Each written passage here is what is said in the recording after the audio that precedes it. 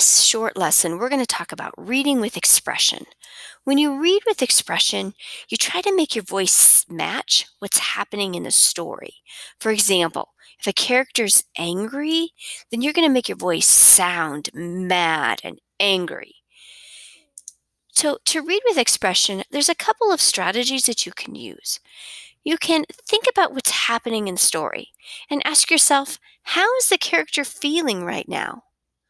You can also look for clues. For example, you can look at the pictures, look at the characters' faces. What is it? What faces are they making? And what does that say about how they're feeling? Or look at the speaker tags and the punctuation if there's dialogue. For example, look at this sentence. Stop, she yelled. Do you hear how I yelled the word stop? Because the punctuation is an exclamation point, and the speaker tag says yelled. So I'm not going to say that in a nice, quiet whisper.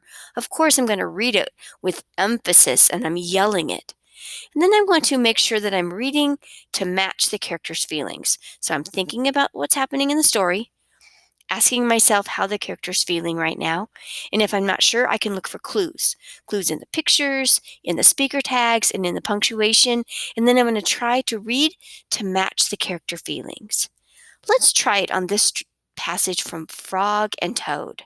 I'm going to read the first part here, and then I want you to pause the video and try the second part.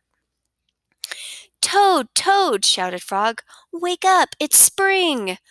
Blah, said a voice from inside the house. Toad, Toad, cried Frog. The sun is shining, the snow is melting. Wake up! Do you hear how I read that?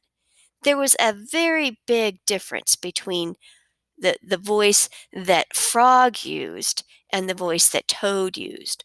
Toad sounded very grumpy, like he didn't want to get up. And Frog sounds like he is extremely excited that it's spring. So I made my voice match that that feeling. Now I want you to pause the video and I want you to try it on this passage. Pause the video and try it on your own. How'd you do? Well, hopefully what you did sounded something like this. I'm not here, said the voice. Frog walked into the house. It was dark. All the shutters were closed. Toad, where are you? Called Frog. Go away, said the voice from the corner of the room. Toad was lying in bed. Did you sound like that? I bet you did.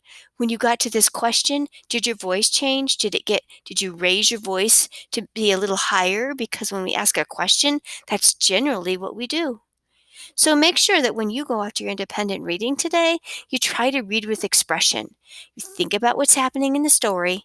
Ask yourself, how's the character feeling right now? And if you're not sure, look for clues in the pictures, the speaker tags, and the punctuation.